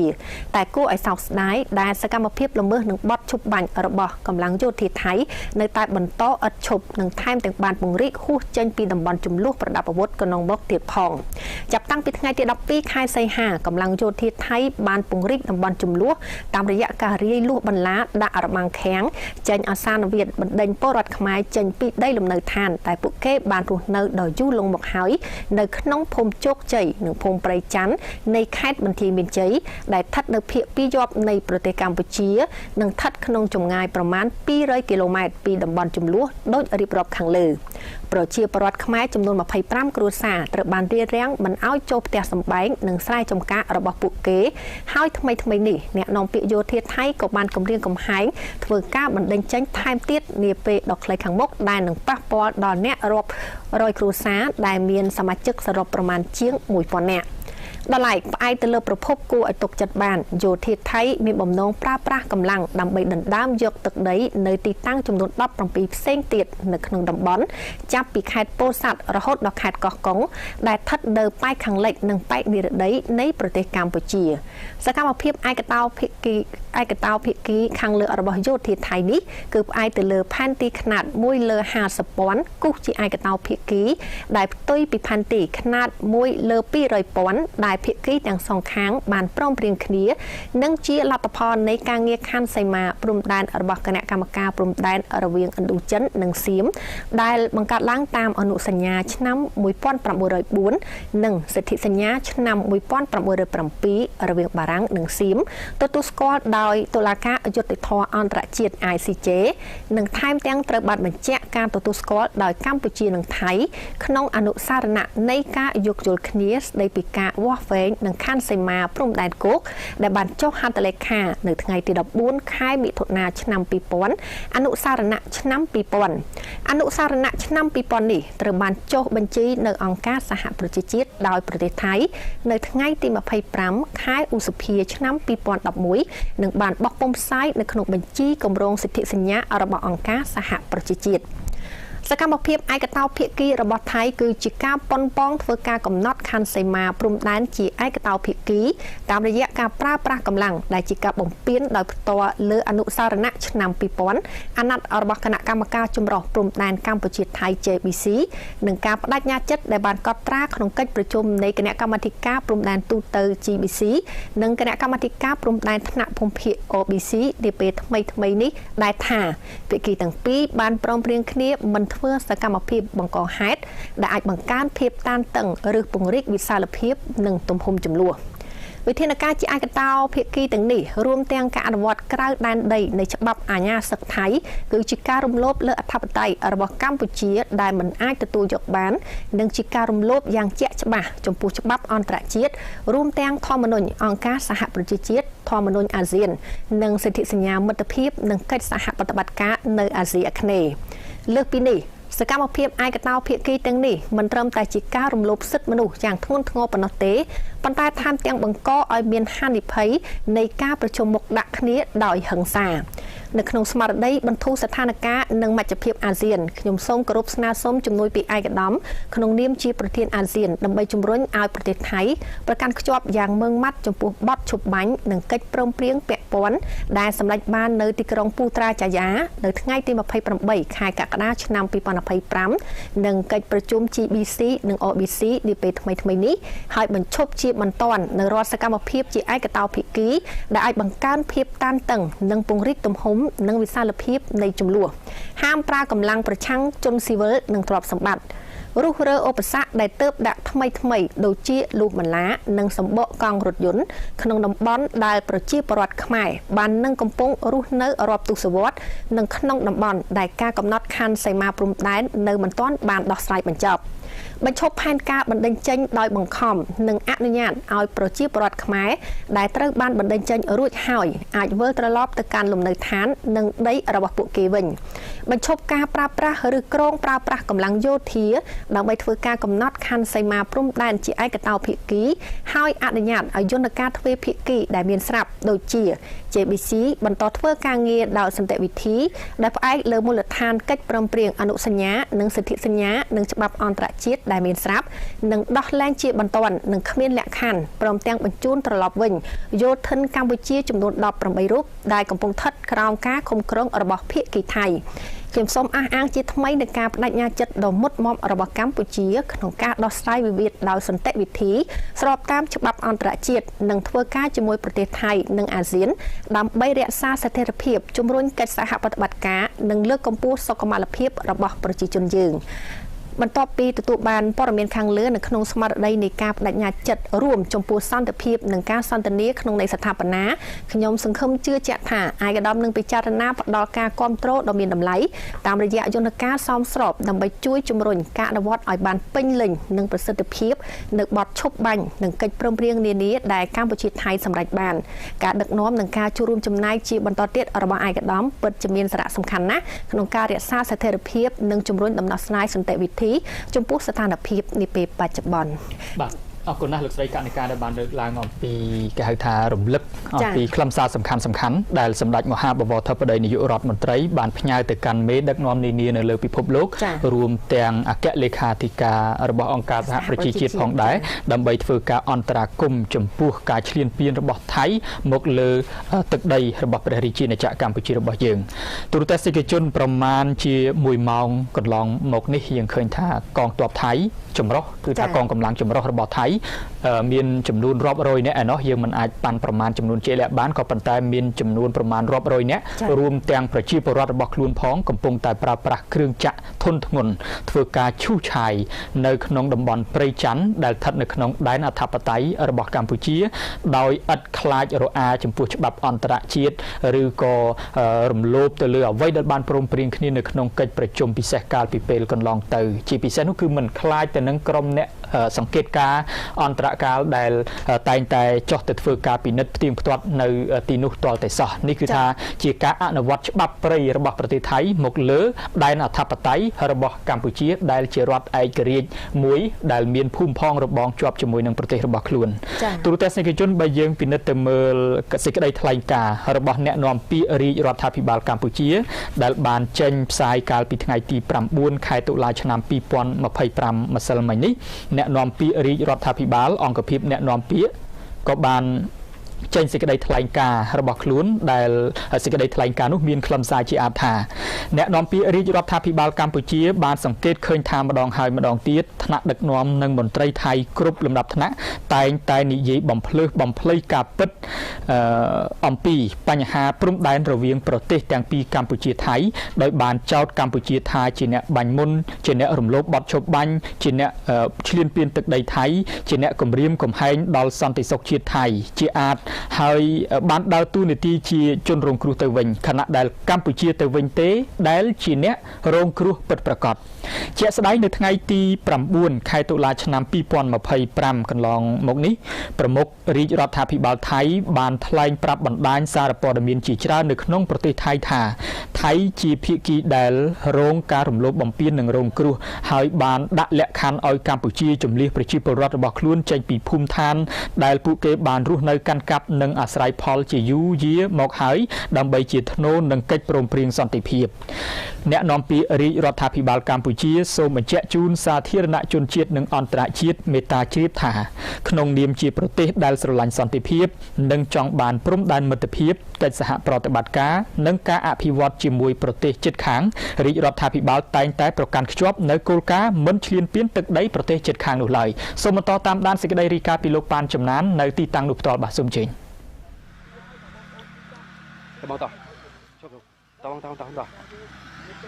ទស្សនិកជនជាទីគោរពនិងជាទីមេត្រីយើងនៅតែបន្តបាទផ្សាយជូននៅសកម្មភាពដែលទាហានថៃនៅតែបន្តឈ្លានពាន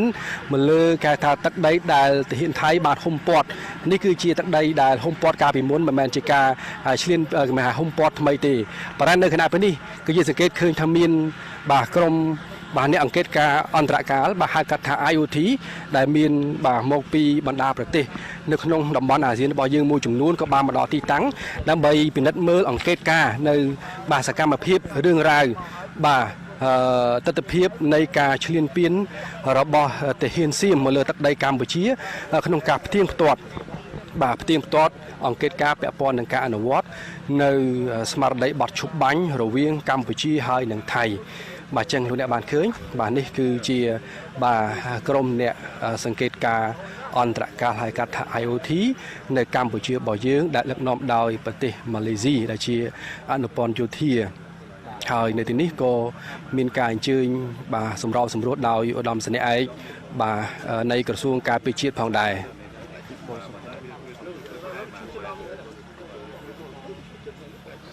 បាទចឹងនេះក៏យើងបានឃើញហើយបាទ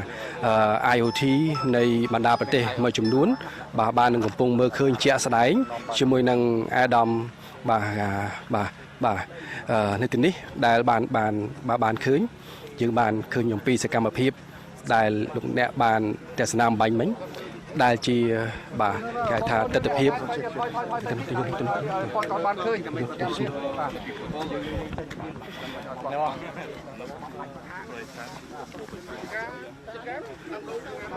បាទ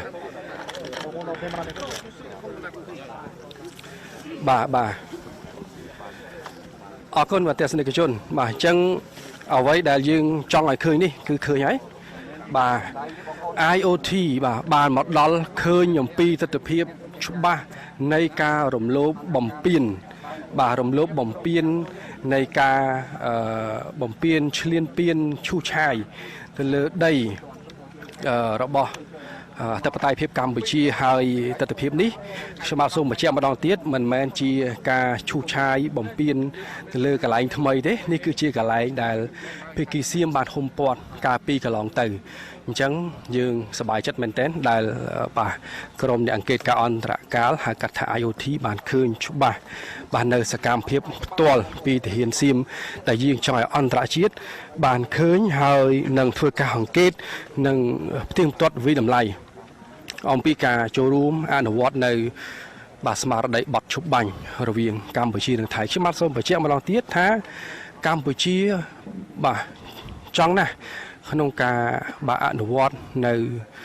បាទបញ្ហាផ្សេងដោះស្រាយដោយសន្តិវិធីដោយយើងបានបន្តក្នុងការបាទសរសេរនៅលិខិតស្នើសុំដោះស្រាយដោយសន្តិវិធីជាច្រើនលើកច្រើនសារប៉ុន្តែភាគីថៃបាទនៅតែបន្តបំពេញបាទច្រើនចោលហើយនឹងបំពេញនៅសកម្មភាពផ្សេងរហូតដល់មានការបាទហុំព័ទ្ធដាក់បណ្ណាលួហុំព័ទ្ធផ្ទះសម្បែងរបស់បងប្អូនប្រជាពលរដ្ឋទាំងនៅក្នុងបាទភូមិព្រៃច័ន្ទក៏ដូចជានៅក្នុងភូមិជោគជ័យហើយជាក់ស្ដែងនៅទីនេះគឺជាបាទនៅក្នុងតំបន់ភូមិព្រៃច័ន្ទផ្ទាល់ដែលបងប្អូនប្រជាពលរដ្ឋចំនួន6គ្រួសារបានរងបាទផលលំបាកអំពីការរស់នៅដោយគ្មានផ្ទះសម្បែងហើយបង្ហាញនៅការរំលោភសិទ្ធិមនុស្សបាទអញ្ចឹងក្រុមអន្តរការ IOT បានអញ្ជើញដល់ពិនិត្យមើលឃើញយ៉ាងច្បាស់នៅអ្វីដែលជាការបាទគេហៅថាឈ្លានពានមកលើបាទទឹកដីរបស់កម្ពុជាជាពិសេសគឺនៅត្រង់ចំណុចដែលទាហានថៃបានហុំព័ទ្ធកាលពីពេលកន្លងទៅបាទចឹងទោះបីជាពេលនេះបាទទាហានឈុតខ្មៅដូចជាយើងបានឃើញបាទនៅទីនេះបានមើលឃើញថានៅកន្លែងផ្នែកខាងកម្ពុជានេះគឺមានក្រុមអ្នកអង្កេតការអន្តរការហៅកាត់ថា IOT បាននឹងកំពុងតែមើលជាក់ស្ដែងក្តី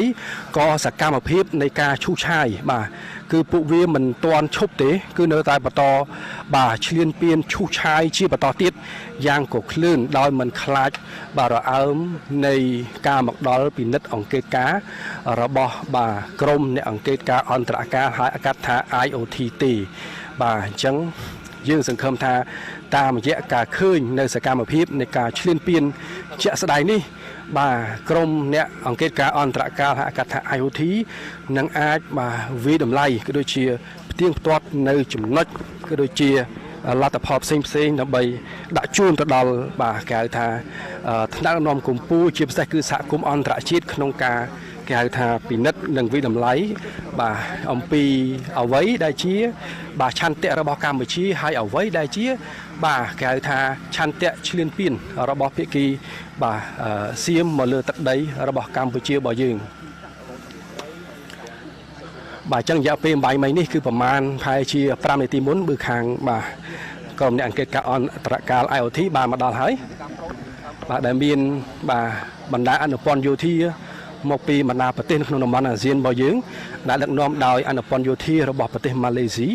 ដែលជាប្រធានអាស៊ាននៅក្នុងបាទឆ្នាំ2025នេះរួមជាមួយនឹងបាទតំណាងបាទអនុព័ន្ធយោធានៃបណ្ដាប្រទេសផ្សេងទៀតក៏បានចូលរួមដូចគ្នានៅក្នុងបាទការពិនិត្យក៏ដូចជាតាមដាននៅសកម្មភាពនានាដែលភាគីសៀមកំពុងតែបន្តរំលោភបំពានបាទឈ្លានពានមកលើទឹកដីរបស់កម្ពុជារបស់យើងខ្ញុំបាទសូមបញ្ជាក់ម្ដងទៀតទស្សនិកជនបាទរូបភាពដែលលោកអ្នកបានឃើញនេះគឺជាសកម្មភាពរបស់បាទក្រុមអ្នកសង្កេតការអន្តរការ IOT ដែលបានឃើញផ្ទាល់នៅទីតាំងនេះហើយបាទ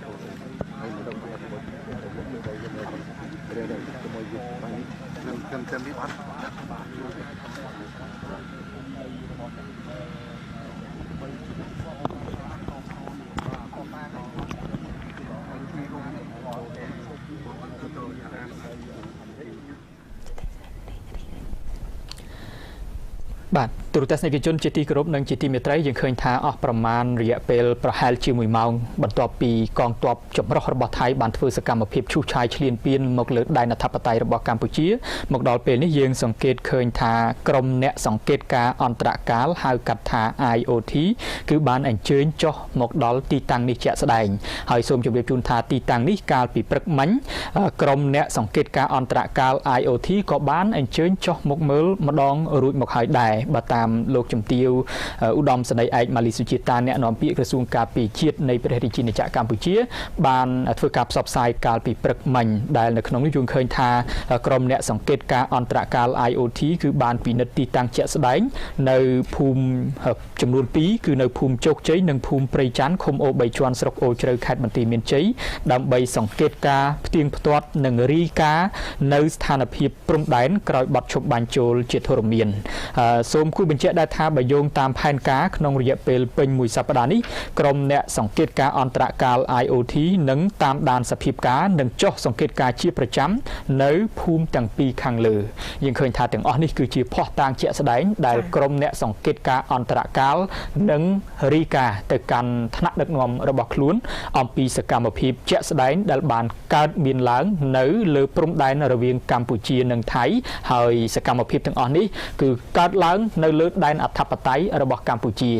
បន្ទាប់ពីមានវត្តមានរបស់ក្រុមអ្នកសង្កេតការអន្តរកាល IOT យើងឃើញថាសកម្មភាពរបស់ភាគីថៃគឺបានផ្អាកបន្តិចគឺថាមិនដំណើរការគ្រឿងចក្របន្តទៅទៀតទេហាក់ដូចជាមានការខ្លាចរអានឹងក្រសែភ្នែកអ្នកសង្កេតការអន្តរកាល IOT ដូច្នេះនេះជាភស្តុតាងមួយយ៉ាងច្បាស់បញ្ជាក់ទៅកាន់ពិភពលោកបញ្ជាក់ថាភាគីថៃគឺរំលោភបំពានយ៉ាងកុសក្លឿនមកលើដែនអធិបតេយ្យរបស់កម្ពុជាហើយទីតាំងនេះគឺជាដីស្រែចម្ការរបស់បងប្អូនប្រជាពលរដ្ឋយើងដែលលោកបានប្រើប្រាស់កាន់កាប់អាស្រ័យផលដោយស្របច្បាប់តាំងពីយូរយារតជំនាន់ណាមកហើយពោលគឺតាំងពីមុនការចូលជាធរមាននៃ MOU ឆ្នាំ2000កន្លងទៅម្លេះដូច្នេះអត់មានហេតុផលណាមួយដែលភាគីថៃប្រើប្រាស់ច្បាប់របស់ខ្លួនមកអនុវត្តនៅលើដែនអធិបតេយ្យរបស់កម្ពុជាជាពិសេសមកលើប្រជាជនស្លូតត្រង់របស់កម្ពុជានោះទេហើយបើតាមព័ត៌មានដែលយើងខ្ញុំទទួលបានពីក្រមការងារព័ត៌មានដែលប្រចាំការនៅទីតាំងនោះបានឲ្យដឹងមកថាខាងភាគីថៃនៅពេលនេះគឺមានកងកម្លាំងចម្រុះកម្លាំងរបស់គេរាប់រយនាក់ឯណោះមិនត្រឹមតែកងកម្លាំងយោធាទេមានទាំងប្រជាពលរដ្ឋដែល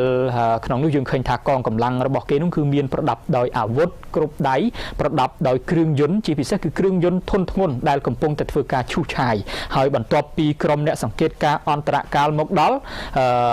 ពួកគេបានបន្តសកម្មភាពហើយមកដល់ពេលនេះគឺយើងឃើញថាតាមរយៈរូបភាពផ្ទាល់យើងអាចនិយាយបានថាហាក់ដូចជាសកម្មភាពបាទតែយ៉ាងណាក៏ដោយយើងឃើញថាកងទ័ពថៃនៅតែបន្តកក្លឿនម្ដងហើយម្ដងទៀតមកលើដែនអធិបតេយ្យនៃព្រះរាជាណាចក្រកម្ពុជាគឺមិនខ្វល់ខ្វាយអំពីច្បាប់អន្តរជាតិហើយតែងតែអះអាងនិងតែងតែស្រាប់ប្រាប់ទៅកាន់ពិភពលោកថាខ្លួនគឺជាជនរងគ្រោះទាំងដែលការពិតខ្លួនគឺជាអ្នកបង្កគ្រោះនិយាយចេះទៅចាស់លោកចន្ទទីពីព្រោះថាតាំងតែពីដើមមកកម្ពុជារបស់យើងគឺប្រកាន់ចំហនៅការស្រឡាញ់សន្តិភាពកម្ពុជាគឺគោរពនឹងច្បាប់អន្តរជាតិគឺកម្ពុជាតែងតែរក្សាបាននូវសុខសន្តិភាពរវាងប្រទេសនិងប្រទេសគឺបណ្ដាមិត្តទាំងអស់នៅលើពិភពលោកកម្ពុជាតែងតែសារ៉ាញ់រាប់អានសហប្រតិបត្តិការគឺប្រកបដោយការអភិវឌ្ឍទាំងអស់គ្នាដើម្បីយើងរីកចម្រើនទាំងអស់គ្នាដែលផ្ទុយអំពីខាងភាគីថៃដែលតែងតែបន្តក៏ឃ្លឿនហើយម្ដងទៀតប្រើច្បាប់ព្រៃនៅក្នុងប្រទេសរបស់ខ្លួនបែរជាយកអនុវត្តមកលើទឹកដីនៃព្រះរាជាណាចក្រកម្ពុជាហើយមិនធំតែប៉ុណ្ណោះគឺសកម្មភាពរបស់ភាគីថៃគឺមិនគោរពទៅតាមកិច្ចព្រមព្រៀងក៏ដូចជាច្បាប់អន្តរជាតិនោះទេពលគឺមិនខ្វល់មិនខ្វាយឡើយនឹកឃើញធ្វើអីធ្វើនឹងហើយតែងតែអះអាងអួតប្រាប់ពិភពលោកថាខ្លួនគឺជាប្រទេសអ្នកមានប្រទេសអភិវឌ្ឍប្រទេសដែលសម្បូរបញ្ញវន្តថាតើប្រទេសមួយដែលសម្បូរទៅដោយបញ្ញវន្តសម្បូរទៅដោយអ្នកចេះដឹងតើគេនឹងអនុវត្តចរិតរបស់ដូចថៃតែកំពុងតែធ្វើនៅពេលនេះឬក៏យ៉ាងណាគឺផ្ទុយស្រឡះពីជនជាតិថៃពីថ្នាក់ដឹកនាំរបស់ថៃដែលយើងចាត់ទុកថាជាប្រទេសមួយស៊ីវិល័យមានខឿនសេដ្ឋកិច្ចលូតលាស់ខ្លាំងនៅក្នុងតំបន់ក៏ប៉ុន្តែផ្ទុយមកវិញយើងឃើញថាធ្វើសកម្មភាពហាក់ដូចជាកងទ័ពនិងកងទ័ពព្រៃមិនដែលបានចូលសាលាទទួលបានការអប់រំបាទអនុវត្តច្បាប់របស់ខ្លួនច្បាប់ព្រៃទៅទៀតមកលើជាតិសាសន៍ដទៃអនុវត្តមកលើប្រជាជនកម្ពុជាដែលជាប្រជាពលរដ្ឋស្លូតត្រង់នៅក្នុងដែនអធិបតេយ្យរបស់កម្ពុជាហើយកម្ពុជាជារដ្ឋឯករាជ្យមិនមែនចំណោះឲ្យថៃនោះទេដូច្នេះមានហេតុផលណាដែលត្រូវយកច្បាប់របស់ខ្លួនមកអនុវត្តមកឈ្លានពានមកលើកម្ពុជាបានឡើយហើយតាមរយៈរូបភាពនេះបងប្អូនប្រជាពលរដ្ឋរបស់យើងប្រហែលជាលើកឡើងឬក៏គិតឃើញថាហេតុអ្វីបានជាយើងឈរមើលគេទន្ទ្រានឈូសឆាយមកលើដីរបស់យើងគឺកម្ពុជារក្សាភាពអត់ធ្មត់យ៉ាងខ្លាំងក្លាគឺធ្វើយ៉ាងណាអនុវត្ត ឲ្យបានជោគជ័យនៅបទឈប់បាញ់ដែលបានចូលជាធរមានដូច្នេះមានតែភាគីថៃទេដែលមិនអនុវត្តបទឈប់បាញ់ដែលបានចូលជាធរមានគេប្រើប្រាស់គ្រឿងយន្តដើម្បីឈូសឆាយគឺគេធ្វើការបរំលោភបំពានមកលើកម្ពុជាយ៉ាងកំរោលយ៉ាងកុកក្លឿនដោយឥតមានខ្លាចរអាចំពោះក្រសែភ្នែករបស់អ្នកអង្គការការអន្តរកាល IOT ឡើយហើយបើយើងពិនិត្យទៅលើស្ថានភាពជាក់ស្ដែងនៅក្នុងភូមិព្រៃច័ន្ទឃុំអូ3ជាន់ស្រុកអូជ្រៅខេត្តបន្ទាយមានជ័យរបស់យើងនៅទីតាំងដែលភាគីថៃកំពុងតែឈ្លានពាននេះខាងកម្ពុជាយើងគឺមិនមានការប្រមូលផ្ដុំប្រជាជនច្រើនដើម្បីទៅទីតាំងនេះទេប៉ុន្តែនៅខាងថៃវិញបើតាមព័ត៌មានដែលយើងទទួលបានកងទ័ពរបស់ថៃរាប់រយនាក់ឯណោះមានទាំងការប្រមូលផ្ដុំប្រជាជនដែលទាំងអស់នេះហើយគឺជាសកម្មភាពមួយដែលខុសពីអ្វីដែលបានព្រមព្រៀងគ្នាហើយសង្ឃឹមថាវត្តមានមកដល់របស់ក្រុមអ្នកសង្កេតការអន្តរកាល IOT នេះនឹងពិនិត្យផ្ទៀងផ្ទាត់ធ្វើជារបាយការណ៍ជូនទៅកាន់ថ្នាក់ដឹកនាំរបស់ខ្លួនដើម្បីធ្វើយ៉ាងណាមានវិធានការបន្ទាន់ទប់ស្កាត់ចំពោះភាគីថៃកុំឲ្យឈ្លានពានមកលើកម្ពុជាបន្តទៅទៀតហើយដោយដែលអ្នករាយការណ៍របស់យើងបានបញ្ជាក់ជូនទូរទស្សនិកជននេះមិនមែនជាទីតាំងថ្មីទេទីតាំងដែលភាគីថៃកំពុងតែឈូសឆាយនេះគឺជាទីតាំងមួយដែលភាគីថៃបានពាត់បន្លាលួសកាលពីពេលកន្លងទៅហើយគេបានឈូសឆាយដោយគេយកលេសថាមកធ្វើការបោសសម្អាតមីនជាដើមបើតាមលិខិតដែលបានផ្ញើជូនកន្លងទៅណាអញ្ចឹងបើតាមសេចក្តីឆ្លើយតបទៅវិញរបស់ឯកឧត្តមអភិបាលខេត្តបន្ទាយមានជ័យយ៉ាងណាដែរចាហើយក្នុងនោះនាងខ្ញុំក៏សូមអនុញ្ញាតជម្រាបជូននៅលិខិតរបស់ឯកឧត្តមអ៊ុំព្រាត្រីអភិបាលខេត្តបន្ទាយមានជ័យកាលពីថ្ងៃទី8ខែតុលាឆ្នាំ2025ដែលគ្រប់ជូនឯកឧត្តមអភិបាលខេត្តស្រះកែវនៃព្រះរាជាណាចក្រថៃកម្មវត្ថុស្ដីអំពីករណីរដ្ឋបាលខេត្តស្រះកែវតវ៉ាចំពោះការសាងសង់ជំរកជាបណ្ដោះអាសន្នឈូសឆាយតំបន់ជំវិញហើយបានដឹកនាំប្រជាពលរដ្ឋខ្មែរទៅប្រមូលផ្ដុំនៅតំបន់ដែលទាមទារនៅចំណុច TA 52 1230ស្ថិតនៅក្នុងភូមិជោគជ័យឃុំអូ3ជាន់ស្រុកអូជ្រៅខេត្តបន្ទាយមានជ័យយោងលិខិតលេខសក 0018.2/208 ចុះថ្ងៃទី24ខែកញ្ញាឆ្នាំ2025របស់សាលាខេត្តស្រះកែវព្រះរាជាណាចក្រថៃសេចក្តីដូចមានចែងក្នុងកម្មវត្ថុនឹងយោងខាងលើខ្ញុំសូមជម្រាបជូនឯកឧត្តមអភិបាលខេត្តស្រះកែវនៃព្រះរាជាណាចក្រថៃជ្រាបថាទីតាំងដែលរដ្ឋបាលខេត្តស្រះកែវបានតវ៉ាគឺស្ថិតនៅក្នុងភូមិជោគជ័យឃុំអូ3ជាន់ស្រុកអូជ្រៅខេត្តបន្ទាយមានជ័យ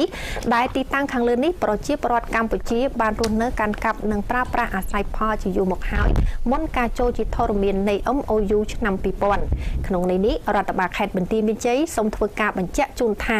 ជំរកបណ្ដោះអាសន្ននេះត្រូវបានធ្វើឡើងក្នុងគោលបំណងថែរក្សាសន្តិសុខសណ្ដាប់ធ្នាប់របៀបរៀបរយនៅក្នុងតំបន់នេះក្នុងពេលមានការប៉ះទង្គិចនាពេលកន្លងមកនិងដើម្បីជាមធ្យោបាយការពារខ្លួនទប់ស្កាត់ឧបទ្ទវហេតុនានាម្យ៉ាងវិញទៀតរដ្ឋបាលខេត្តបន្ទាយមានជ័យសូមបញ្ជាក់ឡើងវិញថាសកម្មភាពប្រជាពលរដ្ឋខ្មែរប្រមូលផ្ដុំនៅតំបន់ខាងលើគឺធ្វើឡើងក្នុងគោលបំណងការពារដីធ្លីស្រែចម្ការនិងទ្រព្យសម្បត្តិស្របច្បាប់របស់ពួកគាត់តែប៉ុណ្ណោះបន្ថែមលើនេះប្រជាពលរដ្ឋដែលកំពុងតាំងទីលំនៅក្នុងជំរកបណ្ដោះអាសន្នខាងលើនេះគឺជាប្រជាពលរដ្ឋដែលរងផលប៉ះពាល់ដោយផ្ទាល់ពីសកម្មភាពរាយលក់បន្លាសំណាញ់ខ្មៅរនាំងនិងដាក់កង់ឡានដែលនាំឲ្យពួកគាត់បាត់បង់ទីជំរកអចិន្ត្រៃយ៍និងធ្វើការភៀសខ្លួនមកស្នាក់នៅក្នុងទីតាំងខាងលើបញ្ហានេះបានបង្ហាញឲ្យឃើញអំពីភាពស្មុគស្មាញនិងការលំបាកក្នុងការដោះស្រាយបញ្ហាព្រំដែនដែលទាមទារឲ្យមានការគោរពកិច្ចព្រមព្រៀងនិងគោលការណ៍ទាំងឡាយដែលភាគីទាំងពីរបានឯកភាពគ្នាកន្លងមកទន្ទឹមនេះរដ្ឋបាលខេត្តបន្ទាយមានជ័យសូមបញ្ជាក់ជាថ្មីថារដ្ឋបាលខេត្តយើងទាំងពីរមិនមានសមត្ថកិច្ចកំណត់ព្រំដែនក្នុងតំបន់មិនទាន់មានការខ័ណ្ឌសីមាព្រំដែនរួចរាល់នោះទេយោងតាម MOU ឆ្នាំ2000កំណត់ហេតុកិច្ចប្រជុំពិសេសគណៈកម្មាធិការព្រំដែនទូទៅកម្ពុជាថៃ GBC កាលពីថ្ងៃទី10ខែកញ្ញាឆ្នាំ2025ភាគីទាំងសងខាងបានឯកភាពរក្សាស្ថានភាពដដែលរហូតដល់ការងារខ័ណ្ឌសីមាព្រំដែនត្រូវបានបញ្ចប់រដ្ឋបាលខេត្តបន្ទាយមានជ័យសូមប្រកាន់ជំហរគោរពទៅតាមអ្វីដែលជាការព្រមព្រៀងគ្នារវាងប្រទេសទាំងពីរពលគឺត្រូវរងចាំលទ្ធផលនៃកិច្ចប្រជុំ JBC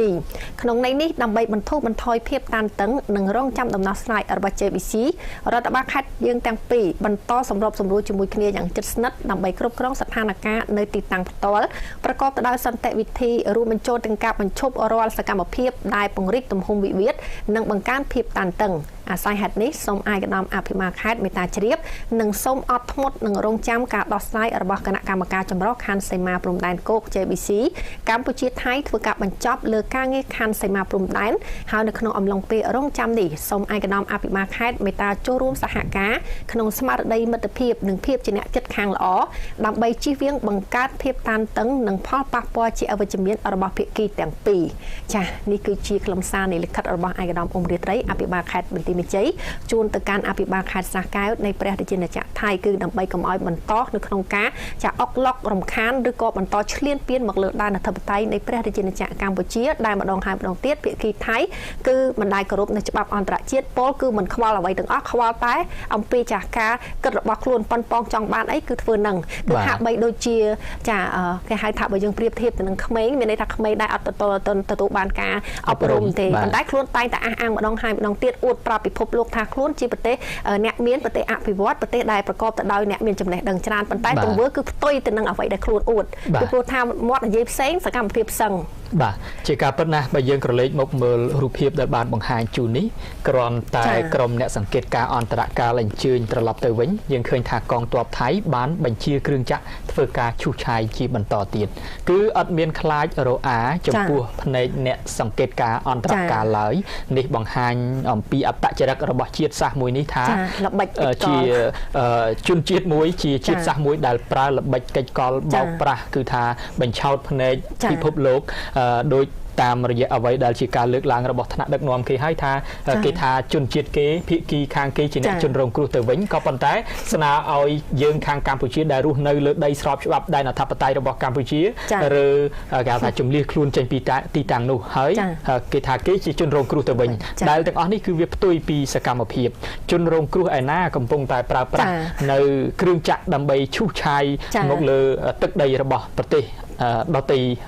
យ៉ាងដូចនេះនេះគឺវាខុសស្រឡះពីអ្វីដែលខ្លួនក៏កំពុងតែធ្វើខុសស្រឡះពីអ្វីដែលខ្លួនកំពុងតែនិយាយនេះគឺចំពោះអ្វីដែលមេដឹកនាំរបស់ប្រទេសថៃបានលើកឡើងដែលទាំងអស់នេះហើយគឺជាសកម្មភាពមួយបង្ហាញយ៉ាងច្បាស់ថាថៃគឺបានរំលោភបំពានយ៉ាងកុសខ្លួន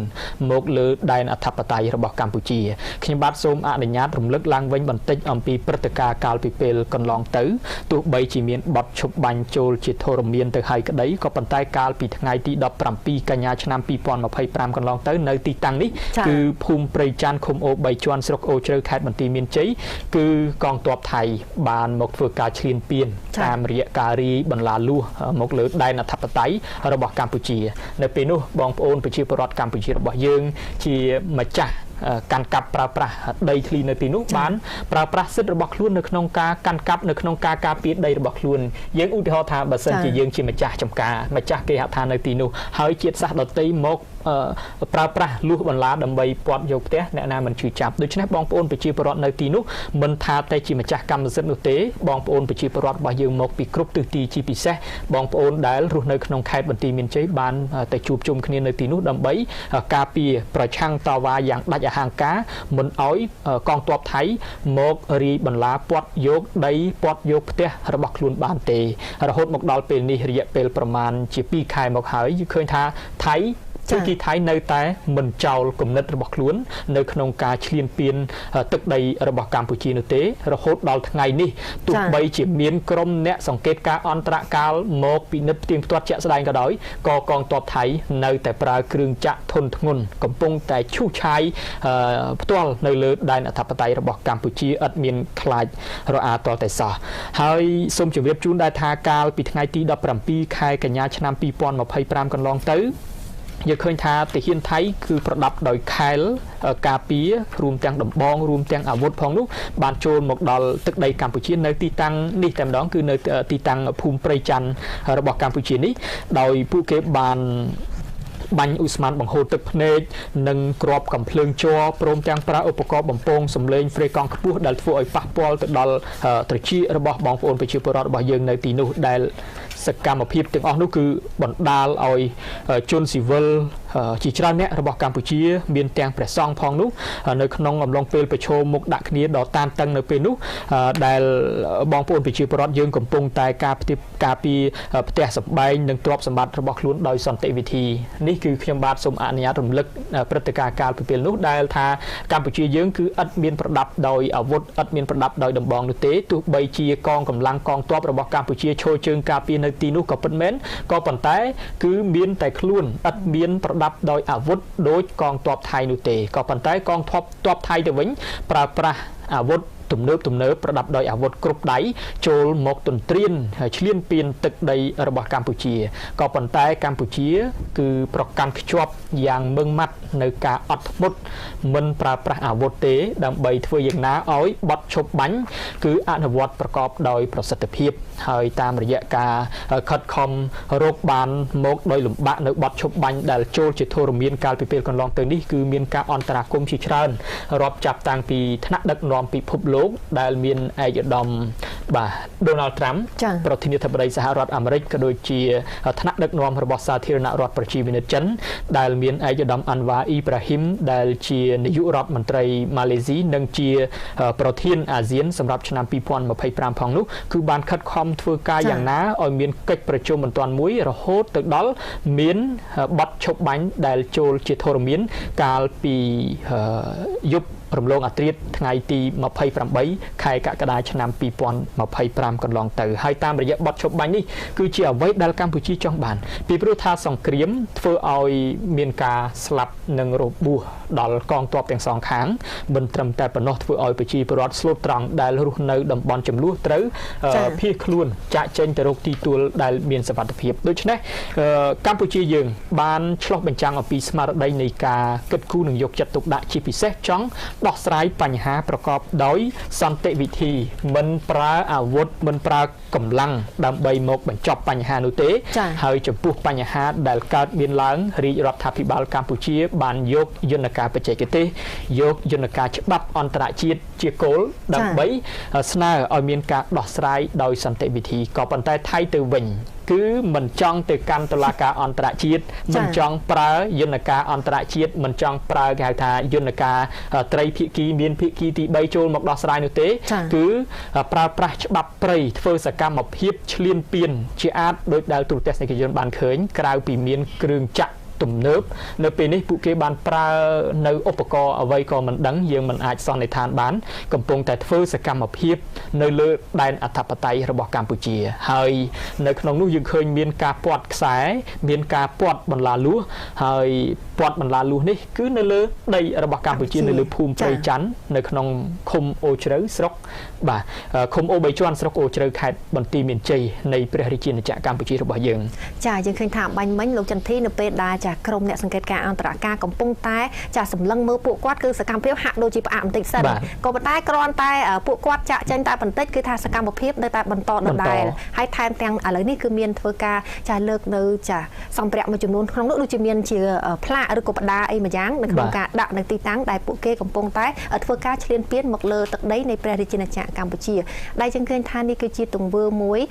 ដែលកងទ័ពថៃតែងតែធ្វើម្ដងហើយម្ដងទៀតគឺតែងតែបង្កឲ្យមានបញ្ហាមិនចេះចប់មិនចេះហើយប៉ុន្តែតែងតែប្រាប់អ្នកដទៃក៏ដូចជាពិភពលោកថាឲ្យគ្រប់គ្រងខ្លួនថាខ្លួនគឺជាជនរងគ្រោះជនរងគ្រោះឯណាដែលបន្ត